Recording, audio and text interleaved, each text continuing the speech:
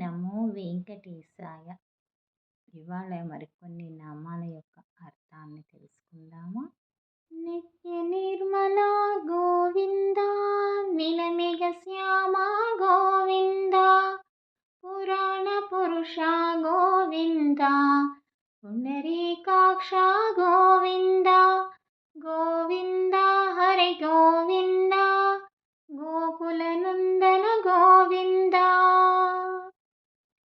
ఎప్పుడు నిర్మలమైన మోముతో కనిపించేవాడు, నీలవర్ణపు శరీర ఛాయ కలిగినవాడు, పురాణాల అన్నిటిలో ఉన్నవాడు, తామర రేకుల వంటి కన్నులతో భక్తులపై కృప చూపించేవాడు.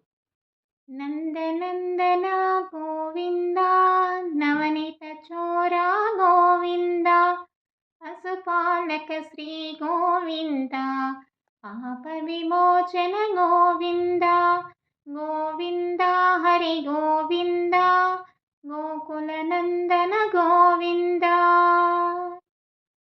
నందుడి కుమారుడుగా పెరిగినవాడు, కృష్ణుడిగా బాల్యంలో వెన్నను దొంగలించినవాడు, గోవులను గోపాలులను పరిపాలించేవాడు, పాపాల నుండి విముక్తిని కలిగించేవాడు.